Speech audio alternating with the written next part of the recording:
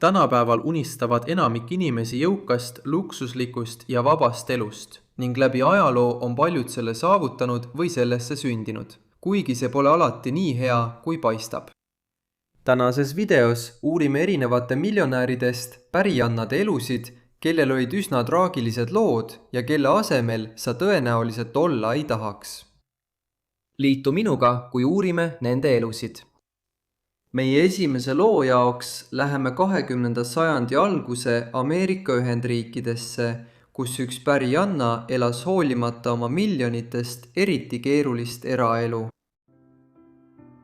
Barbara Woolworth-Hutton sündis New Yorgis 14. novembril 1912. Tema isa oli Franklin Laws Hutton, jõukas E.F. Hutton & Company kaasomanik ja asutaja, mis oli New Yorgis tegutsev investeerimispangandus ja finantsfirma. Kuigi tema isa oli omal moel edukas, päris Barbara tulevase varanduse siiski oma ema Edna Woolworthi kaudu. Edna Woolworth oli Ameerika ärimehe Frank Winfield Woolworthi 3 lapsest üks. 19. sajandi lõpus teenis Frank Woolworth tohutult palju raha. Pärast 5- ja 10-sendiste poodide kontseptsiooni juurutamist, kus kõik kaubad maksid tavaliselt 5 või 10 senti, olid need tänapäevaste $1 või 1 naela poodide eelkäijad. Woolworthi idee oli tohutult edukas ja vaid mõni kuu pärast Barbara sündi avastas New Yorgis Woolworthi hoone. Ettevõtte peakontor, mille ehitamine maksis $13,5 miljonit. Ja mis oli maailma kõrgeim hoone kuni 1930 aastani. Vaatamata oma perekonna jõukusele oli Barbara lapsepõlv väga keeruline. Tema isa oli naistekütt, kes pidas mitmeid abieluväliseid suhteid ega olnud nende suhtes sugugi diskreetne.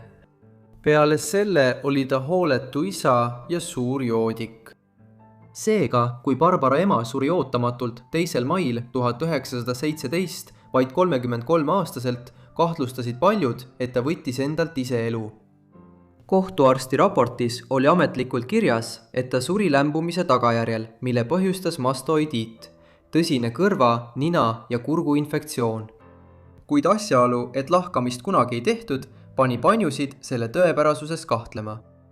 Barbara jaoks oli ema surm eriti julm, sest just tema leidis oma ema elutu keha. Ta oli vaid 5-aastane, kuid see mälestus jäi talle kindlasti alatiseks meelde. Pärast seda saatis tema isa ta sisuliselt kasvataja hoole alla ning mitmesse erakooli New Yorgis ja Farmingtonis, Connecticutis. Järgnenud aastatel toimusid sündmused, mis kujundavad kogu tema ülejäänud elu. 1919. aastal suri tema emapoolne vanaisa, Woolworthi asutaja, ja 1924 aastal lahkus ka tema emapoolne vanaema.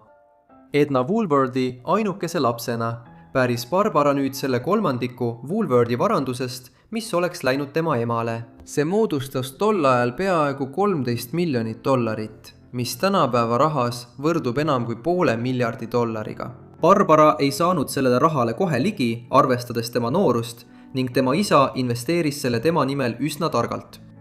Et kui ta lõpuks selle üle otsese kontrolli sai, 1930. alguses ületas selle väärtus $50 miljonit, mis tänapäeval oleks üle $1 miljardi. Selleks aasajaks, kui ta selle tohutu vara omandas, oli Barbara juba Ameerika kõrgseltskonnas tuntud ja mitte just hea mainega. 1929. aasta lõpus kandis Wall Streeti börs pärast 1920. majandusbuumi tohutuid kaotusi. Järgnenud kuudel vajus Ameerika ja maailma majandus suure depressiooni küüsi, kuna paljud kaotasid oma säästud ja miljonid ameeriklased jäid tööta. Seetõttu peeti seda sotsiaalselt taunimisväärseks, kui Barbara perekond korraldas talle 1930. aasta novembris New Yorgis tema 18. sünnipäeva puhul uhke debütantide palli. Üritusel esines külalisesinejana ka Rudy Valli, tollasaja üks juhtivaid meelelahutajaid. Ja mille maksumus ületas $60,000, mis tänapäeva mõistes oleks üle $1 miljoni. See oli äärmiselt sobimatu, arvestades, et finantsistid nagu Huttonid olid suuresti süüdi riigi majanduslikes raskustes ning Barbara sai selle tõttu ajakirjanduses rängalt kriitikat. Nad nimetasid teda vaeseks, väikseks rikkaks tüdrukuks, viidates nii tema suurele varandusele kui ka keerulisele perekondlikule taustale. See hüüdnimi iseloomustas suuresti ka tema täiskasvanu elu. Barbara Houtoni elu on võib-olla kõige meeldejäävam tema paljude abielude poolest, kokku 7. Esimese neist sõlmis ta vaid 20-aastaselt ning abiellus Aleksei Midovaniga. Ta oli Gruusia perekonnast, kes oli 1920. aastate alguses põgenenud Kaukaasiast, väites, et neid kiusasid seal taga Nõukogude võimud.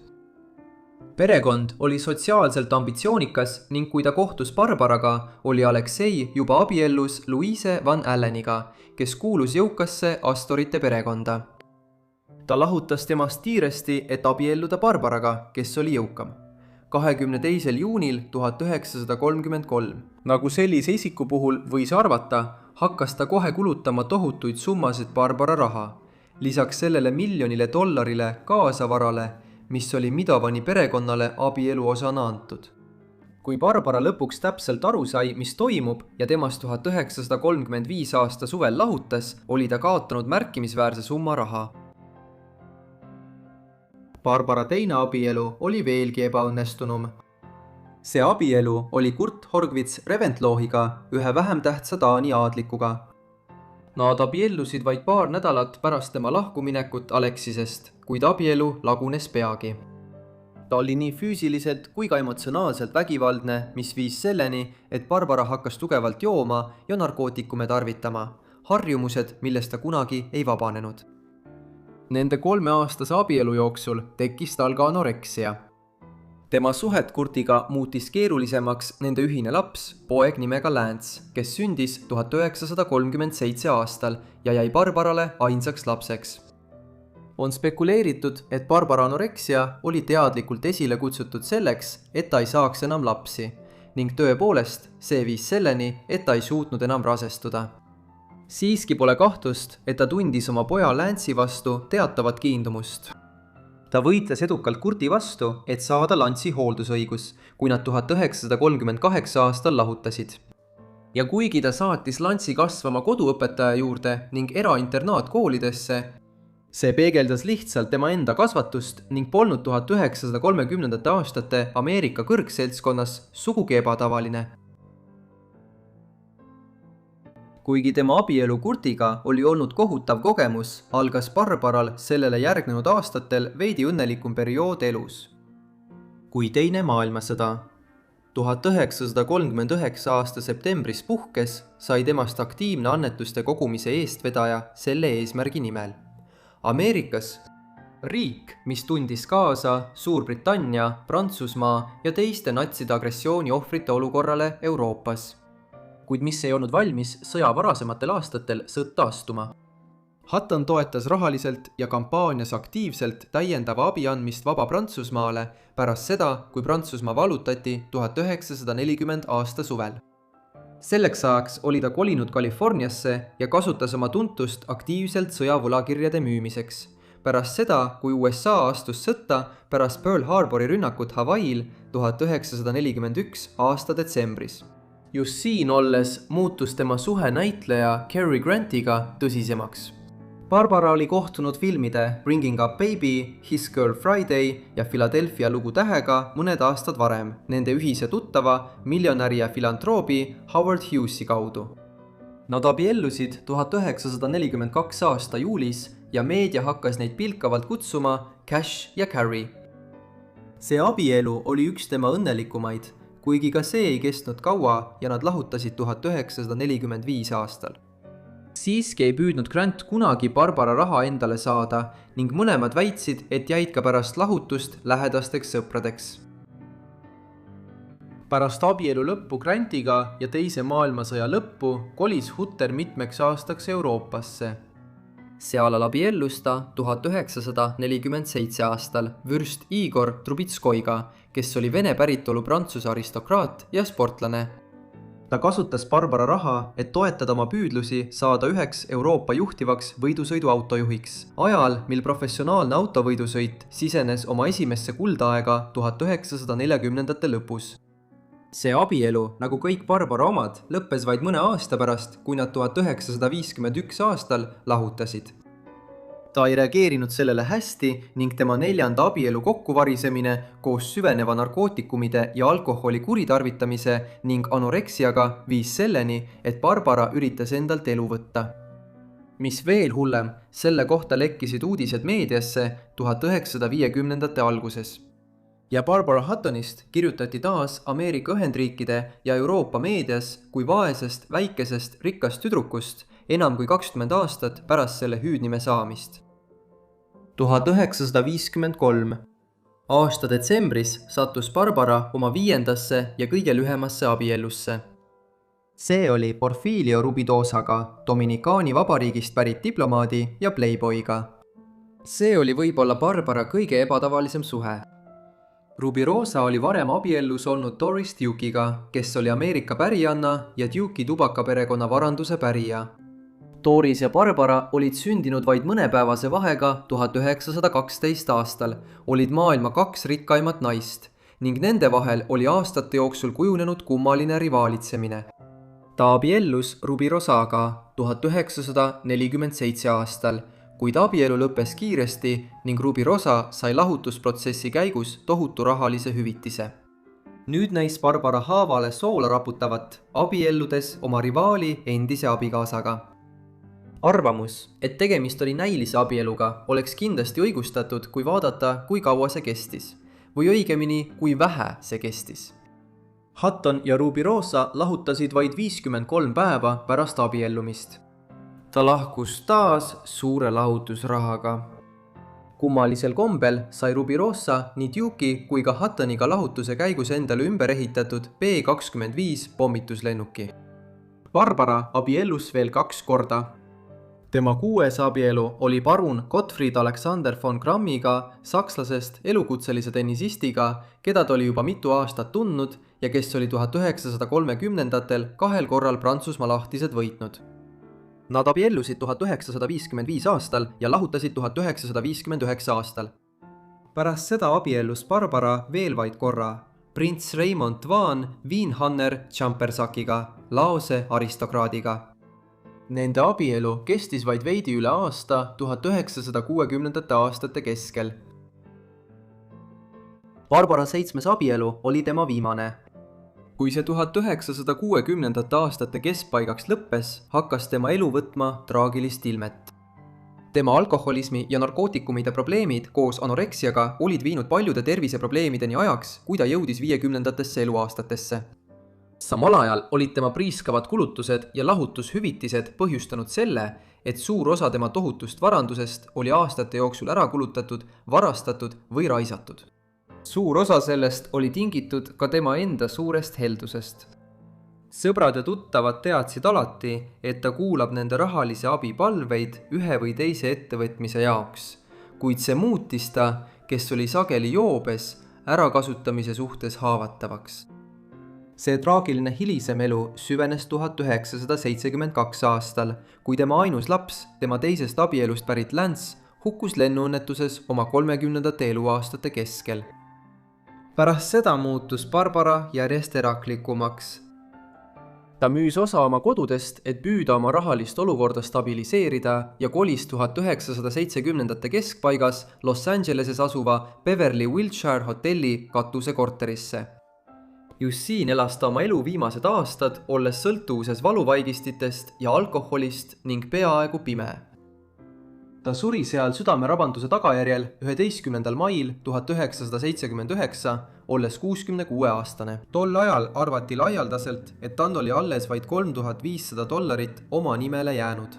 Olles pool sajandit varem olnud üks maailma rikkaimaid naisi, pole siiski selge, milline vara tal tegelikult oli, kui tema varad oleksid arvesse võetud. Igal juhul oli see Ameerika tuntud vaese väikese rikka tüdruku elu traagiline lõpp. Järgmisena uurime tubakapärijat, keda kutsuti maailma rikkaimaks tüdrukuks. Kogu oma elu jooksul oli ta märkimisväärse soovimatu ajakirjanduse tähelepanu all ja pääses isegi mõrvast puhtalt. Doris Duke sündis 22. novembril 1912 New Yorgis. Ta oli James Buchanan Duke'i ja tema teise abikaasa Nanaline Holt Inmani ainus laps. Jamesi esimene abielu Lillian Fletcher McCready'ga lõppes kiiresti lahutusega 1906. aastal, ega sellest ei sündinud lapsi. Seetõttu oli Doris Duke ainus Duke'i laps ja tema rikkus kujundas kogu tema elu. James Buchanan Duke oli American Tobacco Company omanik ja asutaja, mille ta rajas 1890. aastal. American Tobacco Company oli tuntud selle poolest, et tõi sigarettide tootmisse mitmeid uuendusi, eriti paberit, mida kasutati nende rullimiseks, ning samuti esimesi katseid keemiliselt töödelda kasutatud koostisosi. Duke'i ettevõte teenis peagi tohutut kasumit kullatud ajastu kõrgajal ning ta kindlustas oma kontrolli turu üle. 19. sajandi lõpuks müüs American Tobacco Company umbes 90% kõigist sigarettidest, mida Ameerika Ühendriikides suitsetati. Ja see oli ajal, mil täiskasvanute seas oli tavalisem suitsetada kui mitte suitsetada. Kõige selle tulemusena olid Duke'id Ameerika jõukamate perekondade seas. James tegeles märkimisväärse heategevusega, sealhulgas toetas heldelt Trinity College'it Põhja-Carolinas, mis nimetati hiljem tema tohutu toetuse tunnustuseks Duke'i ülikooliks. Doris kasvas üles oma perekonna tohutul valdusel Hillsborough Townships, New Jersey's. Duke Farms, nagu seda tunti, oli 2700 aakri suurune mõisavaldus, kui tema isa suri 1925. Aastal päris ta sisuliselt suurema osa tema tohutust varandusest, mille väärtus oli tol ajal üle $100 miljonit, mis tänapäeval oleks üle $1 miljardi tänapäeval. Siiski ei saanud ta tol hetkel oma nooruse tõttu raha kätte. Selle asemel oli tehtud korraldus, mille kohaselt sai Doris pärandvara üle kontrolli osade kaupa, kui ta oma 20. eluaastaid läbis. Doris Duke sai täisealiseks just siis, kui Ameerika Ühendriigid sattusid 1929. aasta sügisel toimunud Wall Streeti krahhi järel suurde depressiooni. Selles kontekstis tekitasid uhked debütantide peod, mida korraldati sellistele isikutele nagu Doris ja tema kaasaegne Barbara Hutton, Woolworthi perekonna varanduse pärijanna 1930. aastate alguses Ameerika ajakirjanduses tol ajal võrdselt nii huvi kui ka kriitikat. Teda ja Huttonit kutsuti hüüdnimega kuldtolmu kaksikud ning eraldi nimetati neid kas maailma rikkaimaks tüdrukuks või vaeseks väikseks rikkaks tüdrukuks.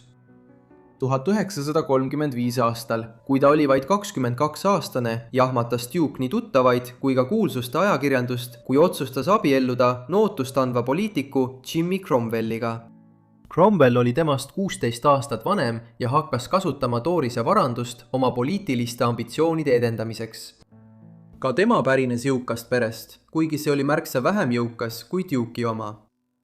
Pärast 2-aastast mesinädalate reisi ümber maailma asusid Cromwellid lühikeseks ajaks elama Hawaiile, kus nad ehitasid mõisa, millele panid nimeks Shangri-La. Siiski hakkas nende abielu 1940. aastate alguses lagunema. Kõigepealt määrati ta USA suursaadikuks Kanadasse, kuid Dorisile see riik ei meeldinud ja ta lahkus Hawaiile. Siis sündis nende esimene laps sel suvel enneaegselt ja suri järgmisel päeval Honolulus. Pärast seda hakkasid Doris ja Jimmy järk-järgult teineteisest eemalduma ning 1943 aastal lahutasid nad abielu.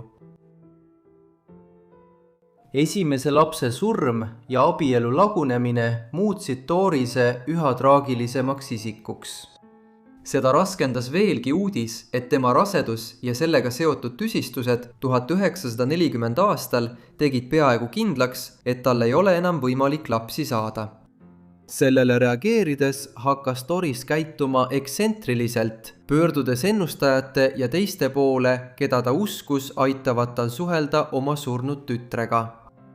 Kuid veelgi muret tekitavam oli tema kasvav sõltuvus alkoholist ja erinevatest retseptiravimitest, sealhulgas opiaatidest. 1947 aastal abiellus Duke teist ja viimast korda. See oli Porfirio Rubirosaga, Dominikaani vabariigist pärit diplomaadi ja playboyga. See abielu tekitas palju poleemikat, eriti tänu USA välisministeeriumi sekkumisele, mis hoiatas Duke'i Rubirosale oma tohutu varanduse kasutamise eest tema poliitilistel eesmärkidel. Hoolimata sellest hoiatust andis ta talle siiski tohutul hulgal raha. Mõlemad olid näiliselt ruudusetud ja abielu lõppes 1951 aastal, kus Rubirosa sai lahutuse osana tohutu rahalise hüvitise, mis kummalisel kombel hõlmas ka ümber ehitatud B-25 pommituslennukit. Duke ei abiellunud enam kunagi, kuid ta jätkas avalikkuse tähelepanu keskmesse sattumist kuulujuttude kaudu oma paljude suhete kohta selliste isikutega nagu kuulus näitleja Errol Flynn ja hiljem džässpianist Joe Castro. Võib-olla kõige ebatavalisem neist kuulujuttudest tema armuelu kohta oli see, et Doris olevat lühikest aega olnud suhtes kindral George Pattoniga, kes oli üks teise maailmasõja suurtest väejuhtidest. Siiski oli Patton Duke'ist peaaegu 30 aastat vanem ja see tundub ebatõenäoline. Kuigi Duke'i suhete osas on mõningaid lahkarvamusi, on tema heategevuslik tegevus kindlalt avalikult dokumenteeritud. Ta kasutas märkimisväärse osa oma varandusest kunsti ja aianduse toetamiseks aastatel 1940-ndatest kuni 1980-ndateni. Tal oli eriline huvi islami ja Kagu-Aasia kunsti vastu ning ta kogus ulatusliku kollektsiooni keskaegsetest ja varauusaegsetest kunstiteostest. Tema aiandushuvid keskendusid peamiselt Duke Farmsi arendamisele, kus ta oli üles kasvanud. Siin hakkas Duke 1950. aastate lõpus rajama Duke Gardensi, ulatusliku kasvuhoonete, botaanikaaedade ja talveaedade kompleksi koos tehisjärvede ja terrassidega. Duke tundis selle projekti üle suurt isiklikku uhkust ning veetis sageli pikki päevi ise Duke'i aedades töötades 1950. aastate lõpus ja 1960. aastatel. Ta arendas ka sõprussuhteid selle valdkonna juhtivate tegelastega, eriti Louis Bromfieldiga, kes võitis 1927 aastal Pulitzeri preemia oma raamatu Varajane sügis eest. Duke'i rahastusel asutas Bromfield Ohio osariigis Mansfieldis Malaba farmi, mis oli ligi 1000 aakri suurusel maal asuv eksperimentaalne aianduskeskus. Nendel aastatel kirjutas ta mõnda aega ka ajakirjale Harper's Bazaar ning 1945 aastal töötas ta lühikest aega ajakirjanikuna Euroopas teise maailmasõja lõpus International News Service'i juures. Kuid vanemaks saades muutus Duke üha eksentrilisemaks ning kui tema vaimne seisund hakkas halvenema, jäi tema kirjutamistegevus soiku. Aastad olid möödunud ja Duke oli nüüd naine, kellel oli väga tõsine alkoholi- ja narkoprobleem, mis viis 1966 aastal tema elu kõige vastuolulisema sündmuseni. 1960-ndateks oli Duke omandanud mitmeid kodusid ja mõisaid üle Ameerika, sealhulgas New Jersey's, New Yorgis, Los Angeleses, Rhode Islandil ja Hawaii'l. Selle tulemusena oli tal palju töötajaid, kelle ülesandeks oli nende suurte valdustega tegelemine ja nende hooldamine. Üks selline töötaja oli Eduardo Tirella, Duke'i märkimisväärse kunstikogu kuraator. Tirella oli Duke'i juures töötanud aastaid, kuid 1966 aastal otsustas ta jätkata karjääri Hollywoodi produktsiooni disainis. Kui Tirella läks 1966. aasta 6. oktoobril õhtul Duke'i juurde, et talle oma otsusest rääkida, sattusid nad tulisesse vaidlusse. See juhtus tema majas Rough Pointis, Newportis, Rhode Islandil. Seejärel istusid nad rendiautosse, et sellega maja juurde sõita. Kui nad jõudsid siinse Duke'i mõisa väravateni, väljus Tirella autost ja läks väravaid avama. Selle üle, mis järgnes, vaieldakse tõsiselt. Me teame, et tema oli autot juhtinud ja jättis mootori tööle, kui ta väravate juurde läks. Kui ta seda tegi, tuli Duke kõrvalistmelt välja ja istus juhiistmele. Hiljem tunnistas ta, et kavatses lihtsalt autot edasi liigutada, et Tirellale järele minna, kui ta oli väravad avanud, kuid kogemata vajutas ta gaasipedaalile. Hiljem ei olnud sündmuskohal kogutud tõendid selle selgitusega kooskõlas ning tagajärg oli jõhker. Järgnenud hetkedel sõitis auto Tirellale otsa, surudes ta auto ja värava vahele. Ta suri saadud vigastustesse peagi pärast seda.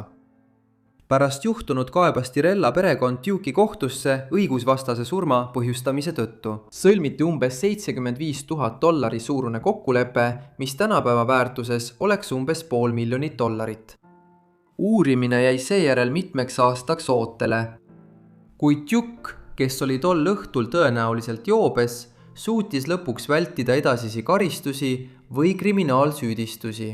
Altkäemaksu ning suurte avalike rahaliste toetuste andmisega Newporti linnavolikogule ja teistele kohalikele heategevusorganisatsioonidele. Hoolimata sellest, et ta pääses vanglakaristusest pärast Tirella juhtumit 1966 aastal, ei taastunud Duke'i maine USA kõrgseltskonnas kunagi täielikult. Selle tulemusena muutus ta 70. ja 80. aastatel üha eraglikumaks ning tema juba niigi märkimisväärne alkoholi ja uimasti tarbimine hakkas veelgi suurenema. Oma 70. eluaastate lõpus veensid tema meditsiinilised nõustajad Duke'i läbima mitmeid operatsioone. Mõned neist olid vajalikud meditsiinilised protseduurid, näiteks põlveprotees, kuid teised, sealhulgas näo tõstmine, olid puhtalt kosmeetilised. Põlveproteesimise operatsioon, mis on tänapäeval üsna tavaline protseduur, oli 1990. alguses siiski keeruline. See operatsioon läks Duke'i puhul untsu, jättes ta elu lõpuni ratastooli. Just sellel operatsioonijärgsel perioodil, kui Duke oli üha nõrgem ja segaduses, allkirjastas ta Uue Testamendi, määrates oma ülenteenri Bernard Lafferty oma vara peamiseks pärijaks. Lafferty oli kahtlase taustaga tegelane, kelle Duke oli aastaid varem tööle võtnud pigem joomakaaslaseks kui mõnel muul põhjusel. See muudatus Duke'i testamendis omandas sünge varjundi vaid mõni kuu hiljem, kui Duke hakkas toitu kurku tõmbama ja Lafferty keeldus kiirabi kutsumast. Siis vaid mõned nädalad hiljem, pärast mitut haiglakülastust ning olles tugevalt morfiini ja teiste valuvaigistitega ravitud, suri ta 28. oktoobril 1993. Duke oli 80-aastane. Tema tuhk puistati hiljem Vaiksesse ookeani. Kohe pärast tema surma tekkis vaidlus tema pärandi üle, mille väärtus oli $1,3 miljardit. Erinevate osapoolte advokaadid süüdistasid Laffertyt selles, et ta oli Duke'i viimastel kuudel mõjutanud oma testamenti muutma. Isegi siis, kui Duke oli üha ebakindlam oma tegudes. Lõpuks sekkusid California kohtud ja otsustasid, et Doris Duke'i heategevusfond saab väga suure osa pärandist. Siiski sai Lafferty ühekordse $4,5 miljoni suuruse summa ning seejärel igal aastal $500 000. Pärast seda lahkus ta Los Angelesse, kus ta suri 1996 nolekuured aastal. Vahetult enne oma surma ta vabastati uurimise käigus kahtlustusest, mille algatas Los Angelese ringkonna prokurör, et teha kindlaks, kas Duke tapeti või suri ta oma terviseseisundist tingitud tüsistuste tõttu. 2020 aastal koostasid uurim ajakirjanik Peter Lance ja Newport Daily News uue raporti Eduardo Tirella surma asjaolude kohta 1966 aastal. Ta jõudis kõigi tõendite värske hindamise põhjal järeldusele, et Duke oli mitte ainult tahtlikult sõitnud autoga Tirellale otsa, kui ta väravat avas, vaid oli seejärel temast teist korda üle sõitnud, kui ta juba maas oli. Ametlikke raporteid oli seejärel võltsitud või oli osa neist eemaldatud enne, kui need Tirella perekonnale kättesaadavaks tehti. Elu üksinduses väljaspool avalikkuse tähelepanu võib mõnele tunduda ideaalne, kuid vasepärijanna usaldamatus teiste suhtes, terviseprobleemid ja tema elustiil on midagi, mida vähesed inimesed endale sooviksid. Huguette Marcel Clark sündis 9. juunil 1906 Prantsusmaal Pariisi linnas. Huguette oli William A. Clarki teine vanim tütar. Tema ema oli Anna Eugenia Clark, Williami teine abikaasa. Tema isa, kes oli Huguette'i sünniajal lähenemas oma 70. eluaastale, oli 20. sajandi alguse Ameerika elu üks juhtfiguure. Ta oli teeninud varanduse Ameerika Ühendriikide laienemisel läände, Montanasse ja teistesse piirkondadesse alates 1860. aastatest ning kasutas seejärel teenitud raha, et laieneda ka raudteeehitusse raudteebuumi ajal. sealt edasi liikus ta poliitikasse, saades 1890. aastatel Montana senaatoriks. Seega sündis Hougett ühe rikkaima ja mõjukama perekonna liikmena hilise kullatud ajastu Ameerikas. Hougett veetis oma varajase elu Pariisis, kuna Clarkid suhtlesid Euroopa kõrgseltskonnaga. Näiteks 1911. aastal viibis ta koos oma perega Suurbritannia kuninga George V kroonimisel. Kuid peagi saadeti ta tagasi Ameerikasse, et õppida Spence'i koolis, mis oli ainult tüdrukutele mõeldud erakool Manhattanil, New Yorgis 1910. aastate alguses. Siin elas ta koos mitmete teiste pereliikmetega 5 Avenue majas, tohutus 6-korruselises 121 toalises hoones, mida peeti tol ajal New Yorgi suurimaks ühe omaniku majaks. Kui Hougett sündis 1916. aastal, oli tal palju õdesid-vendi ja poolõdesid vendi. Tema isaal oli esimesest abielust 7 last ja kuigi 2 neist surid imikueas, elas 5 neist üle lapsepõlve, kuigi veel üks, Paul Clark, suri teismeeas 1896 aastal. Seega oli Hougettel 4 poolõde-venda, Mary, Charles, Catherine ja William, kes kõik olid temast umbes 30-40 aastat vanemad. Lisaks oli Hougettel üks täisõde, õde Andree, kes sündis 4 aastat enne teda, kuid suri samuti noorelt meningiidi tõttu 1919. aastal. See perekondlik korraldus oli oluline, sest perekonna patriarh vananes ja tema varandus pidi peagi päranduma tema lastele. See varandus oli väga märkimisväärne, sest Clark oli jätkanud oma ärihuvide arendamist, laiendades 20. sajandi esimesel ja teisel kümnendil oma tegevust täiendavatesse kaevandusettevõtetesse. Ja Las Vegase arengus, selle algusaegadel, kui see oli peatuspaik reisijatele teel Los Angelesse. Seega, kui ta lõpuks suri 2. märtsil 1925 New Yorgis, hinnati tema varanduse suuruseks umbes $300 miljonit. Inflatsiooni arvestades oleks see tänapäeval üle $5 miljardi USA. Seega Clarki lapsed pärisid tema surma järel tohutu varanduse. Hougett ei läinud kindlasti oma isa jälgedes ei äri- ega poliitikaalal, kui ta oli pärast tema surma 1925 aasta kevadel saanud oma osa pärandusest. Arvatakse, et see oli umbes $50 miljonit USA, kuna tema isa jagas oma varanduse enam-vähem võrdselt oma naise ja 5 elus oleva lapse vahel.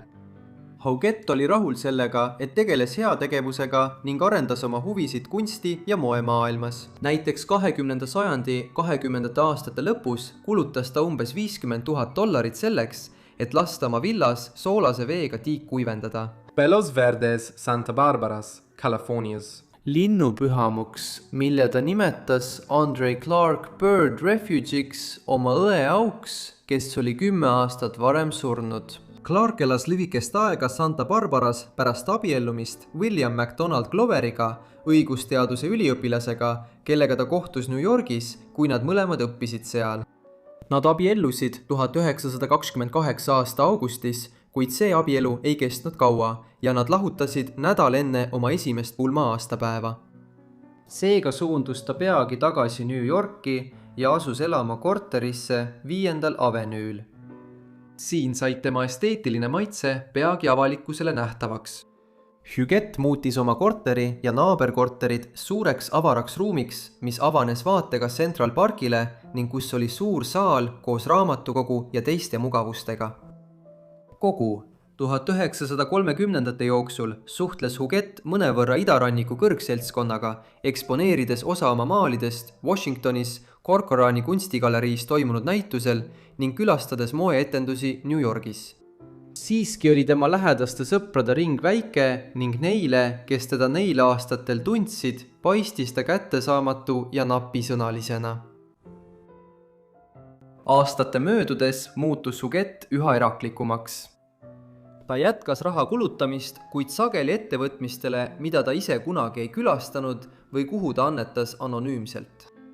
Näiteks ehitati 1930-ndatel Santa Barbarasse linnupääste varjupaiga juurde mõis ja Hougett maksis iga kuu $10,000, et seal kõike ülal pidada, kuid ta külastas seda väga harva.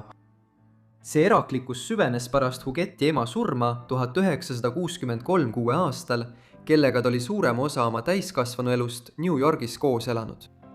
Seega muutus ta 1960ndatel ja 1970ndatel aastatel New Yorgis järk-järgult üha kaugemaks ja eraldatumaks isikuks.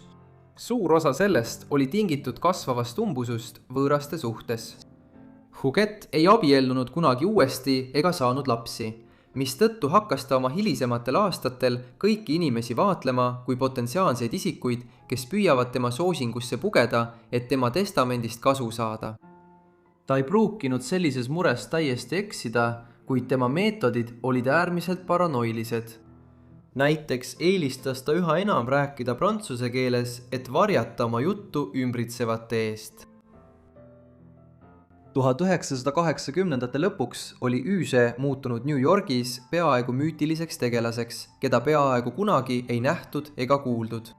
Ja sedagi nii piiratud viisil, et paljud inimesed uskusid, et ta on tegelikult surnud, mis polnudki võimatu olukord, arvestades, et ta oli 1986. aastal juba 80-aastane. Siiski oli Üüse elus, kuigi vaevalt, et heas seisus. 1980ndate lõpuks oli Üüse muutunud väga nõrgaks ja kannatas mitmete haiguste all, millest kõige hullemad olid tema näol olevad vähilised kahjustused, mis olid ta moondanud. Üüse keeldus oma haiguste ravist, sest see oleks sundinud teda oma korterist pikemaks ajaks lahkuma, et haiglat külastada. Kuid 1999 aastaks oli olukord selline, et muid võimalusi enam ei olnud. Nii viidi ta tol kevadel Manhattanil asuvasse Upper East Side'i arstide haiglasse. Seal andsid tema arstid kainestava ülevaate tema seisundist. Üüse nägu tuli opereerida ja taastada. Nii suur oli kahju, mille põhjustas tema keendumine vähilisi kahjustusi ravida. Tõepoolest, ta polnud 2 aastakümne jooksul arsti juures käinud ja näis, nagu ta sööks harva, kui üldse. Samuti oli tema vaimne seisund väga halb. Tihti tundus, et ta ei olnud teadlik oma ümbrusest ega inimestest, kes temaga vestlesid. Pärast operatsiooni ja taastumist soovitasid Clarki arstid tal koju korterisse naasta, kuid Üüse oli sealsete oludega harjunud. Seetõttu hakkas ta maksma arstide haiglale peaaegu $1000 päevas, et tal lubataks haiglatoas edasi viibida. Hiljem viidi ta Beth Israeli meditsiinikeskusesse, kus ta võttis endale 11. korruse toa, mis avanes vaatega Central Parkile ja hakkas maksma erahooldajatele, et nad tema eest hoolitseksid. Selle tulemusena veetis Üüset Clark oma elu viimased 20 aastat haiglas elades, kuid sisuliselt omaenda poolprivaatse tiivaga, mis avanes vaatega pargile, mille kohal tema korter oli pool sajandit kõrgunud. Ja kummalisel kombel näib, et keskkonnavahetus mõjus talle hästi.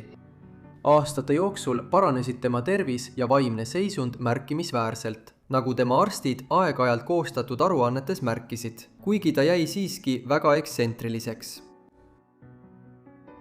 Kogu selle juures oli kummaline see, et Huguette ei vaevunud ühegi oma armuka töötajaga ühendust võtma.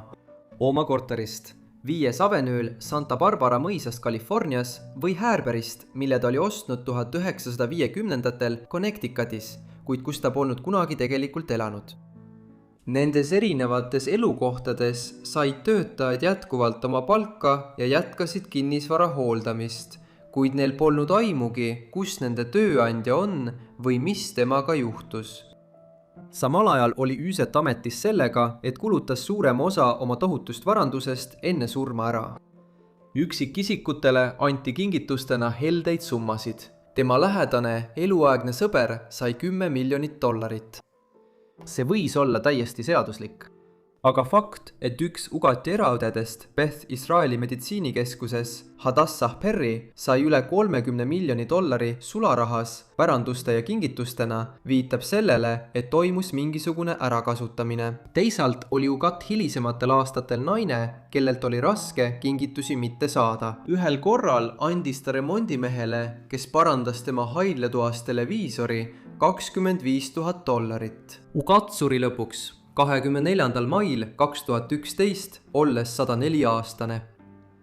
tema varanduse ja pärandi ümber tekkis kohe vaidlus.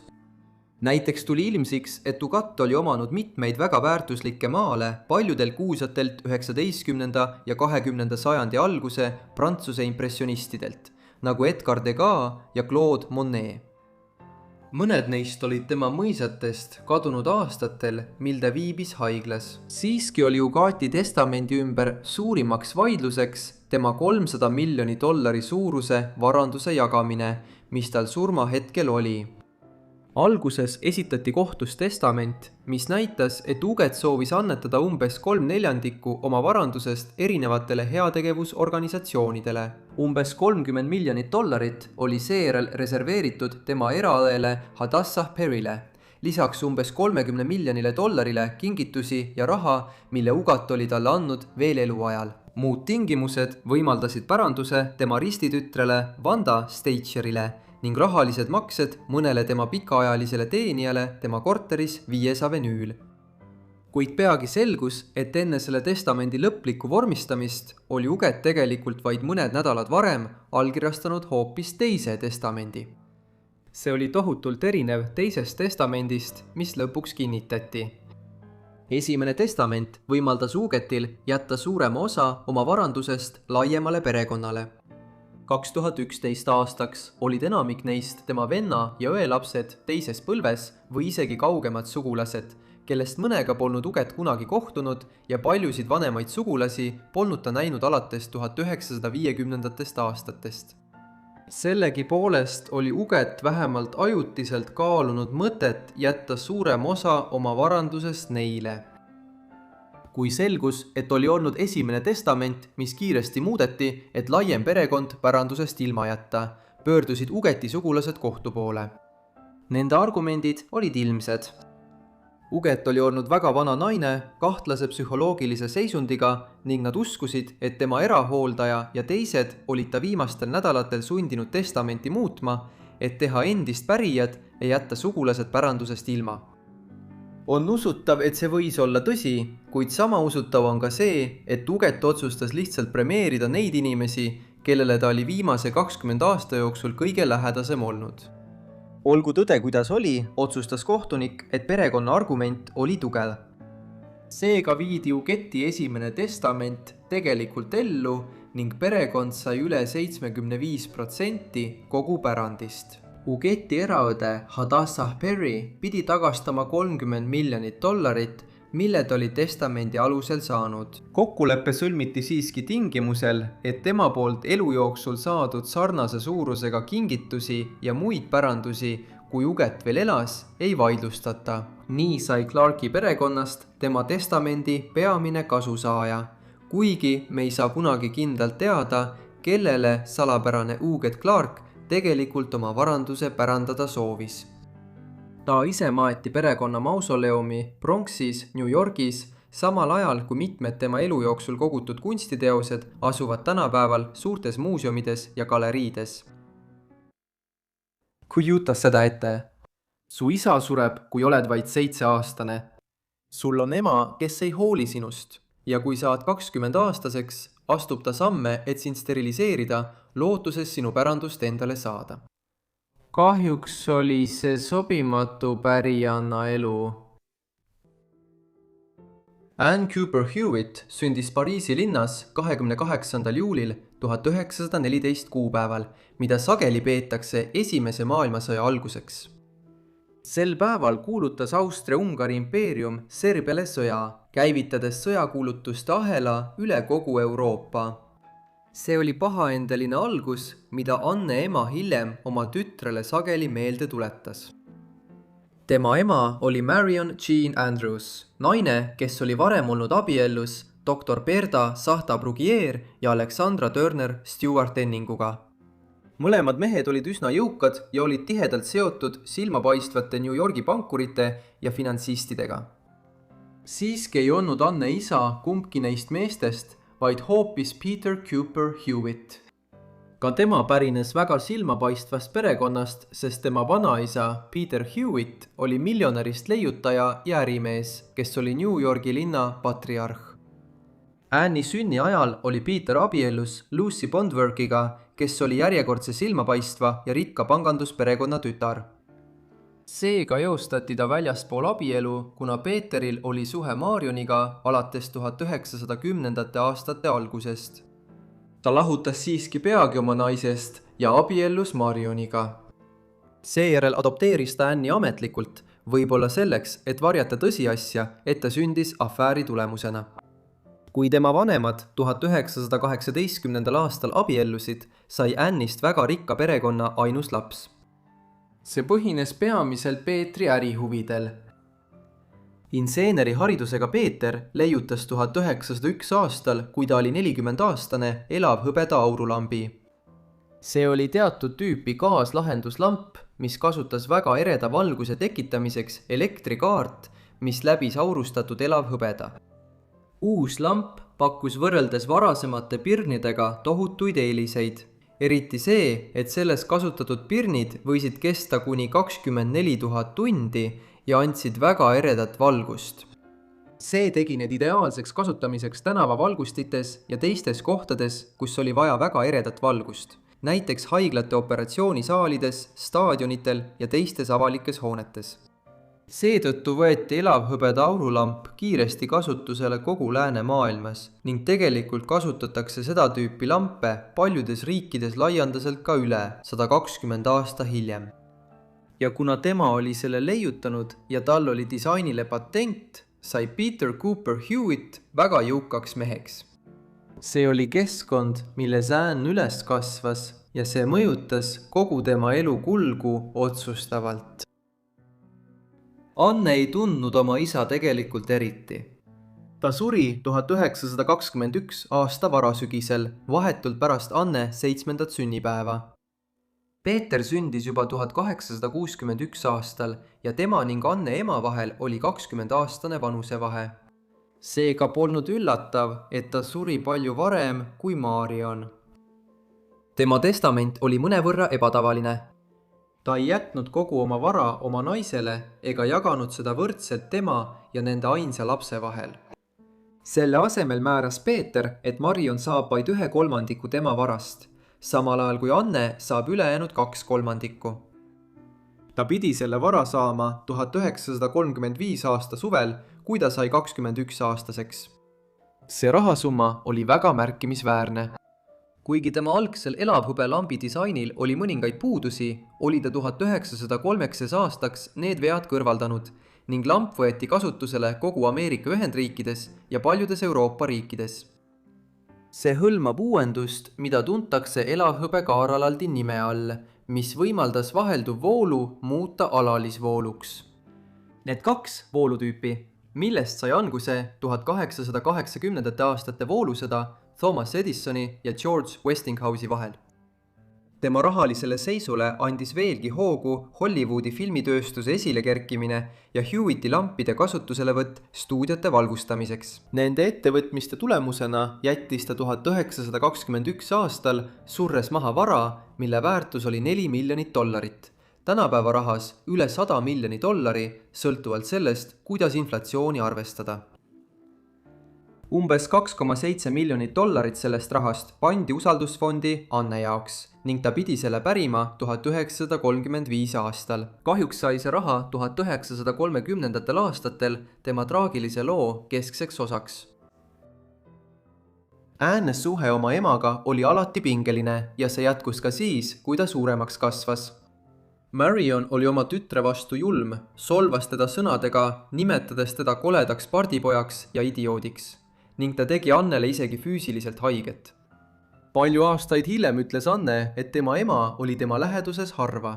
Selle asemel palkas ta hulga teeniannasid, kes tegeles kõigega alates hommikul riietamisest ja toidu valmistamisest kuni õhtul voodisse panemiseni. Selle asemel elas Marion endasse tõmbunud elu ning abiellus veel 2 korda mõne aasta jooksul pärast Petteri surma. Esmalt abiellus ta 1922 aastal parun Frederick Emily Reggie Tollangeriga ja seejärel 1926 aastal George William Charles MacArthuriga. Marionil kujunesid välja ka mitmed pahelised harjumused, mis viisid selleni, et ta raiskas järk-järgult ära tohutu varanduse, mille tema abikaasa talle oli jätnud. Nendeks olid süvenev alkoholism ja kalduvus hasartmängudele, ohtlik segu naisele, kellel oli palju raha kaotada. 1930-ndateks harrastas ta neid pahe peamiselt Californias, kus ta koos Anniga elas San Franciscos. Samal ajal elas Anne eraklikku elu, ema lukustas ta magamistuppa ja püüdis teadlikult takistada tal sõpru leida või suhelda. Kui Anne suuremaks kasvas ja tema 21. sünnipäev lähenes, vanus, mil ta oleks pärinud isa poolt talle jäetud raha, hakkas ema ilmselt nuputama, kuidas seda varandust endale saada. Ja näis, et selle päranduse saamiseks oli vaid üks võimalus. Tema lahkunud abikaasa testamendis oli säte, et kui Marion peaks mingil põhjusel oma tütre üle elama ja kui Anne sureb lastetuna, siis Anne osa pärandusest läheb tagasi Marionile. See oli mõistlik lähenemine, kuid Marion püüdis seda ära kasutada eriti kurjal moel, kui tema tütar Anne hakkas lähenema oma 21. sünnipäevale. 1934 aasta augustis, kui Anne oli 20-aastane, lõunatas ta koos oma emaga San Diego äärelinnas, kui tal tekkis ebamugav valu kõhus. Anne viidi kohe haiglasse ja ukse juures kohtus ta arst Tilton Tillmaniga. Niipea kui arst Anni nägi, teatas ta talle, et tal on pimesoole põletik ja ta peab läbima operatsiooni, et pimesool eemaldada. Pimesoole põletik polnud sugugi ebatavaline diagnoos, kuid mõni aeg hiljem avaldas Anne, et doktor Tillman ei olnud teda kordagi füüsiliselt uurinud, et kinnitada, et just see teda vaevas. Anne läbis operatsiooni 4 päeva hiljem ja veetis mitu nädalat haiglas taastudes. Selle aja jooksul muutus ta üha kahtlustavamaks selle suhtes, mis toimus. Ta kuulis pealt mitut vestlust, kus arstid ja õed rääkisid salaja tema hooldusest, nimetades teda idioodiks. Mida Anne varsti teada sai, oli see, et lisaks pimesoole eemaldamisele operatsiooni käigus olid arstid teinud ka salpingektoomia, protseduuri, mille käigus eemaldati tema munajuhad. See operatsioon tehakse tavaliselt vähi ennetamiseks või emaka välise raseduse raviks. Kuid antud juhul oli Anne ema sepitsenud nii, et arstid teeksid selle protseduuri steriliseerimise eesmärgil, et Anne ei saaks lapsi. Ta suutis arste selleks veenda, neid altkäemaksuga mõjutades ja haigla teistele töötajatele rääkides, et Anne on lihtsameelne. Sel ajal oli eugeenika veel aktsepteeritud osa lääne teaduslikust ja meditsiinilisest mõttest. Seega viisid arstid protseduuri läbi, et takistada Anneil saada lapsi, kes võiksid samuti olla vaimselt puudega. Nüüd ei saanud Anne enam kunagi lapsi ja nii oli üks tema isa testamendi põhitingimustest täidetud, võimaldades Marionil Anne raha endale saada. Anne ei alistunud ega leppinud selle kohutava meditsiinilise ülekohtu ja füüsilise sandistamisega. Selle asemel palkas Anne endale advokaadi ja 1936 aasta jaanuaris teatas ta San Franciscos ühes kontoris toimunud väga avalikul pressikonverentsil kogunenud ajakirjanikele, et ta kaebab oma ema kohtusse $500,000 suuruse summa eest, väites, et Marion palkas 2 arsti, et teda steriliseerida ning maksis neile selle eest Anne usaldusfondist võetud rahaga. Ajalehed haarasid sellest loost kinni, sest see vastandas kurja ema ja rikka noore pärianna. Kogu 1936. Aasta jooksul ilmus 10 artikleid mõnedes riigi juhtivates ajalehtedes. Lõpuks muutusid asjad inetuks. Politsei sekkus ja nii Marion kui ka 2 arsti, keda ta oli altkäemaksuga mõjutanud, arreteeriti ning neile esitati süüdistus sandistamises. See oli ähmaselt määratletud kuritegu, mis võis hõlmata inimese sandistamist või moonutamist. Kui ta süüdi mõistetakse, ähvardas Anne'i ema kuni 14-aastane vanglakaristus. Aga asi ei jõudnudki nii kaugele. Lõpuks, kui politsei Marionile jälile jõudis, leidsid nad ta New Jersey haiglast pärast enesetapukatset. Kui asi sinnamaani jõudis, ei olnud Anne valmis tema vastu kohtus tunnistama, kui see tähendas tema vanglasse saatmist, ning nii jäeti juhtum vaikselt sinna paika. Marioni skeem ei saanudki kunagi teoks. kuigi Anne ei saanud kunagi lapsi, pidi ta siiski enne abiellumist surema, et tema ema saaks pärandist $2,7 miljonit suuruse osa. Seda aga ei juhtunud. Tegelikult suri Marion mõne aasta pärast. Ta suri 30. aprillil 1939 57-aastaselt, elades New Yorgis ühe magamistoaga viletsas korteris, rahatu ja üksi. Anne elas pärast seda värvikat elu. Kuigi traagiliselt ei saanud Anne kunagi lapsi, abiellus ta kokku 6 korda. Erinevalt oma emast ei otsinud Anne endale rikkaid abikaasasid. Tal polnud selleks vajadust. Selle asemel abiellus Anne järjest meestega tagasihoidlikust taustast, sealhulgas kaevuri, baarmeni ja kauboi, kes oli ühtlasi diskor. See diskor ja aeg-ajalt kauboi polnud keegi muu kui Frank Rodale, Roy Nicholson. Ja ta oli nii 4. kui ka 6. abikaasa, sest pärast temast lahutamist leppis Anne temaga hiljem taas kokku ja abiellus temaga uuesti. Abielu Nicholsoniga tõi Anne'ile taas ajalehe pealkirju 1940. aastate lõpus, kui ta temaga esimest korda abiellus. Nicholson lahutas oma senisest naisest, et Anne'iga abielluda, kuid tema naine leiti vaid mõned tunnid pärast lahutuse lõplikuks muutumist surnuna. Tema surm tunnistati hiljem enesetapuks ning Nicholson vabastati igasugusest süüst, kuid ajalehed kirjutasid loo nii mahlakalt kui võimalik. Vaid mõned nädalad hiljem sattusid Anne ja Frank taas juriidilistesse raskustesse, kui selgus, et nad olid andnud valetunnistusi tõendite esitamisel California abielueelse vereproovi seaduse raames. Selleks, et oma abiellumist kiirendada, Anne dramaatilise eluloo viimane vaatus leidis aset 1950. aastatel Ameerikas punahirmu kontekstis. See juhtus seetõttu, et ta otsustas kandideerida USA senatisse Nevada osariigis, et võidelda kommunismi vastu. Frankist sai tema kampaania juht, kui ta kandideeris vabariiklaste kandidaadina, kuid kummalise pöörde tulemusena teatas ta avalikult, et kavatseb hääletada tema demokraadist vastase poolt. Kampaania ei jõudnud kunagi kaugemale mõnest sensatsioonilisest pealkirjast. Anne suri vähki 1956. Aasta veebruaris Mehhikos olles vaid 41-aastane, kuigi mõned allikad väidavad, et ta oli 40. Tema varandus, mille tema ema oli nii tigedalt püüdnud endale saada, jäi Frank Rodale Roy Nicholsonile. Meie viimase loo jaoks läheme 19. sajandi lõppu Ameerikasse, kus üks teismeline sunniti abielluma Briti hertsogiga vastu oma tahtmist, et tema ema saaks parandada oma sotsiaalset positsiooni. Consuela Vanderbilt sündis New Yorgis 2. märtsil 1877. Tema isa oli William Kissim Vanderbilt, ühe Ameerika gildiajastu jõukaima perekonna järeltulija. Vanderbilt oli raudteejuht, kes sai kuulsaks sellega, et nimetas 1879. aastal 2 aastat pärast Consuela sündi New Yorgis P.T. Barnum Great Roman Hippodromi ümber Madison Square Gardeniks. Tema ema oli Alva Erskine Smith, kellest sai hiljem Ameerika naiste valimisõiguse liikumise juht. Consuela sai oma nime oma ristiema järgi, kelleks oli tema ema lähedasim sõbranna Consuelo Iznaga, kes oli poolenisti kuubalanna. Kuigi Consuela sündis äärmiselt jõukasse perekonda, ei olnud tema kasvatus kaugeltki ideaalne, eriti tänapäeva standardite järgi. Kasvades pidi ta kandma terasvarrast mööda selga, et tagada võimalikult sirge rüht. Selle kehtestas tema ema, kes oli üldiselt valitseva loomuga ja määras, mida Consuela kandis, ega kartnud kasutada füüsilist karistust, kui Consuela talle ei allunud.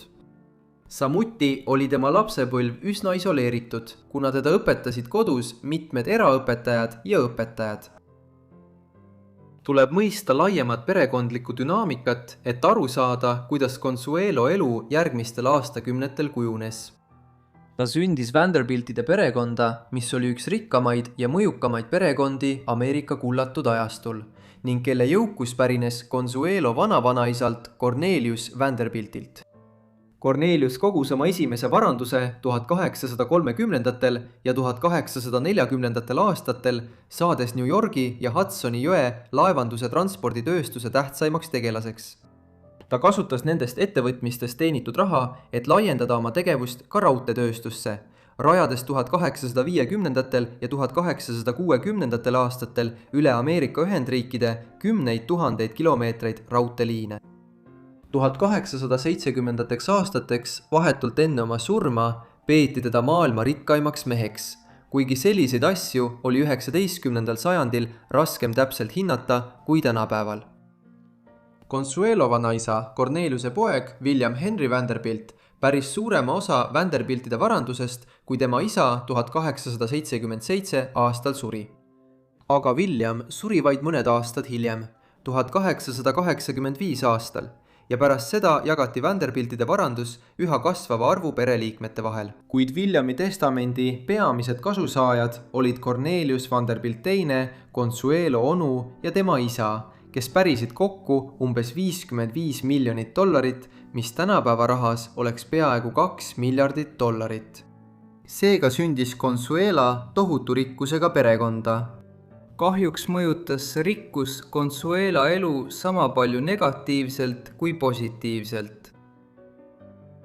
Juba tema teisme algusest alates spekuleeriti, kellega Consuelo võiks abielluda.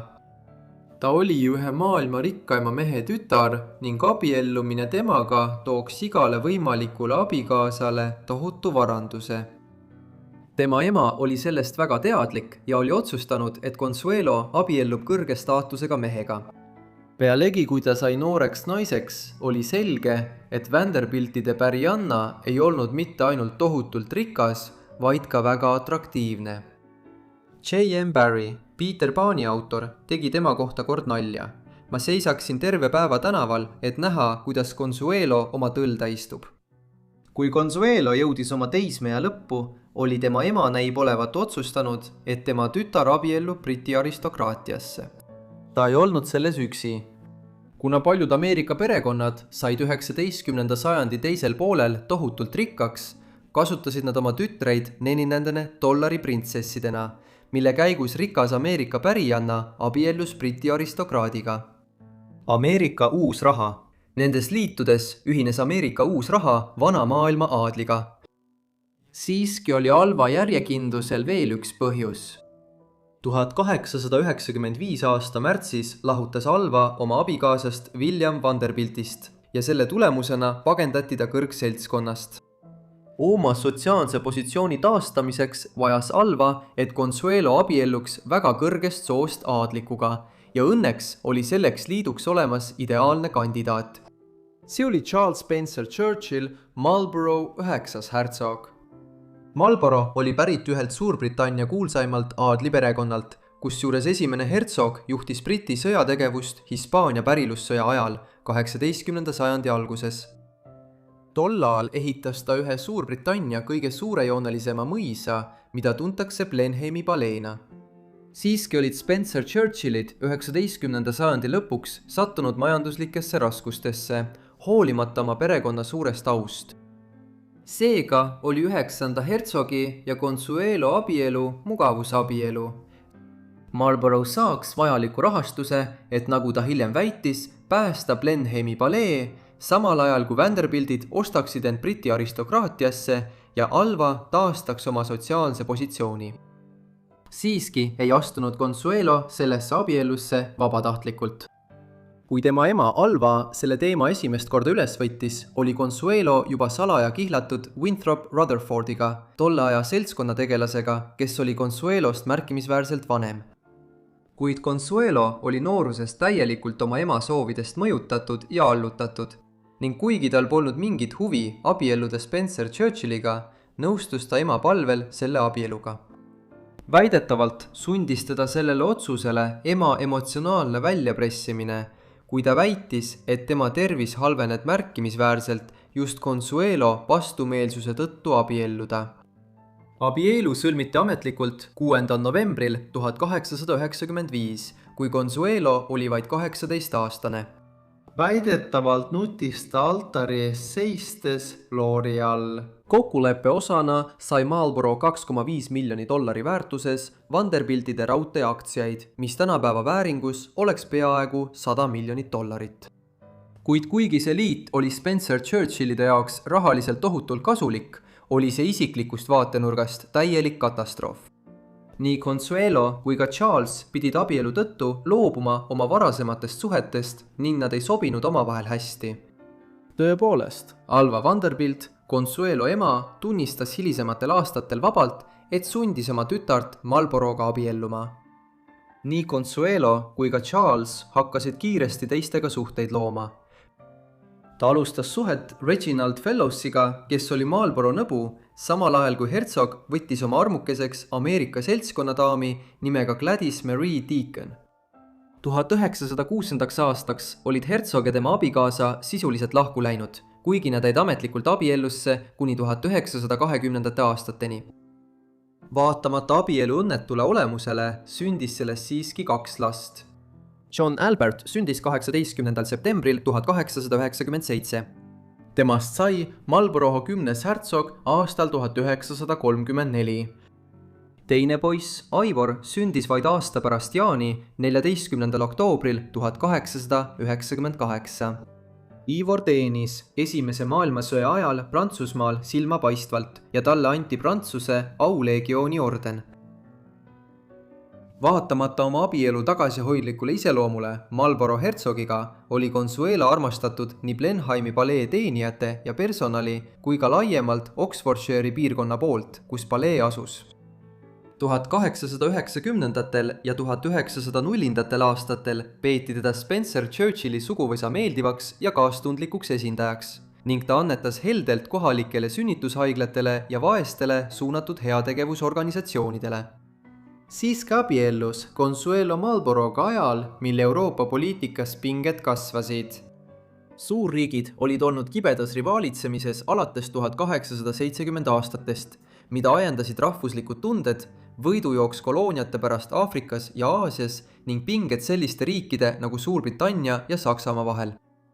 20. sajandi alguseks olid kogu mandril kujunenud 2 suurt relvastatud liitu ning 1914 aastal paisus Balkani piirkondlik kriis Esimeseks maailmasõjaks. Consuelo asus kiiresti tegelema heategevusliku ja filantroopilise tööga, et toetada sõjapingutusi oma uues kodumaal. 1914 aasta 5. augustil, vaid mõni päev pärast sõja puhkemist, tema koos Lou Hooveriga, tulevase USA presidendi Herbert Hooveri abikaasaga ja Lady Randolph Churchilliga asutasid Ameerika naiste sõjaabifondi, välismaal elavate Ameerika naiste organisatsiooni, mille eesmärk oli toetada ja rahastada sõjapingutusi Suurbritannias. Järgnevatel aastatel tegeles Consuelo Ameerika naiste sõjaabifondi kaudu Ameerikast raha kogumisega, et aidata Suurbritanniat. See kestis kuni 1917 aastani, mil Ameerika Ühendriigid liitusid sõjaga Suurbritannia ja Prantsusmaa poolel. Fond kasutas kogutud raha ka kudumistehaste ja töökodade rahastamiseks ning varustas isegi sõjaväehaigla. Sõja lõpuks oli niinimetatud Ameerika naiste sõjahaiglas ravitud üle 7000 haavatud sõduri. Consuelo ja Charles vormistasid lõpuks oma lahutuse 1921 aastal. Selleks ajaks oli Consuelo juba ammu suhtes Jacques Balzaniga. Balzan oli lennunduse pioneer, kes alustas sajandivahetuse paiku tööd õhupallidega, kuid liikus seejärel lennukite ehitamise juurde pärast koostööd Wrighti vendadega, kes olid esimesed inimesed, kes lendasid lennukiga Kitty Hawkis 1903 aastal. Tema ja Consuelo olid olnud teineteisega seotud juba aastaid enne, kui Consuelo sai kauaoodatud lahutuse Marlborough'st ning kohe pärast selle lõplikuks muutumist abiellusid Consuelo ja Jacques 4. juulil 1921. Tema oli 52-aastane ja tema oli 44-aastane. Consuelo teine abielu oli väga õnnelik. Oma autobiograafias, mille talle kirjutati varikirjaniku poolt 1950. alguses, nimetas Consuelo oma aega Balzaniga kullaks. Nad elasid peamiselt Pariisis 20. ja 30. aastatel ning pääsesid vaevu Prantsuse pealinnast, kui natsid 1940 aasta suvel edasi tungisid, põgenedes esmalt Hispaaniasse ja seejärel Portugali, enne kui suundusid Ameerika Ühendriikidesse. Seejärel asusid nad elama Floridasse, kus veetsid oma elu lõpuaastad Ameerikas. suurem osa Consuelo ja Jacque'i abielu hilisematest aastatest möödus Manelipinis, väikeses kogukonnas Palm Beachi maakonnas Floridas.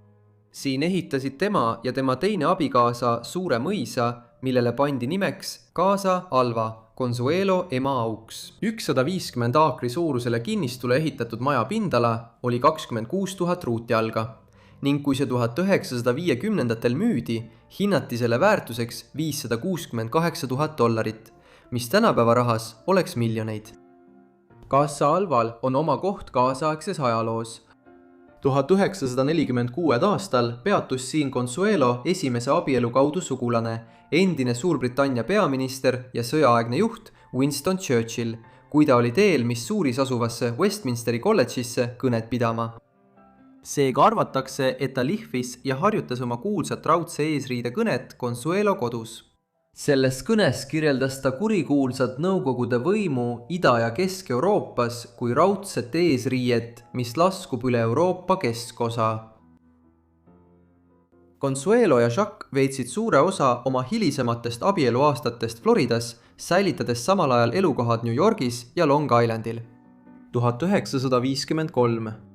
Eits aastal ilmus Consuelo autobiograafia, mille kirjutas kummituskirjanikuna Stuart Preston, Ameerika kunstikriitik ja kirjanik.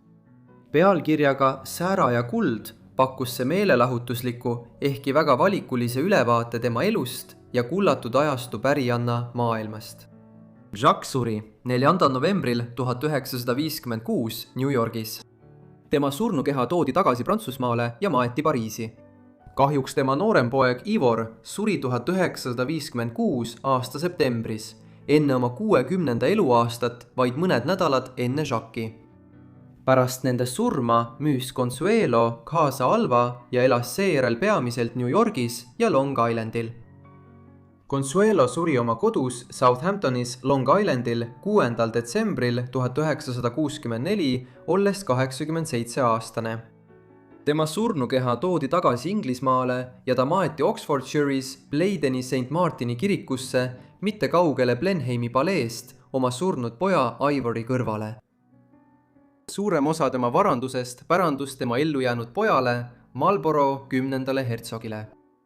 Suur tänu kõigile, et vaatasite seda videot nendest erinevatest traagilistest pärijannadest. Loodan, et pidasite seda huvitavaks.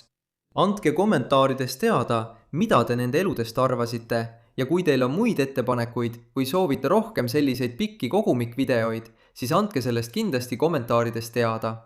Igatahes, see on kõik minu poolt ja kohtume jälle sarja Forgotten Lives järgmises osas. Aitäh!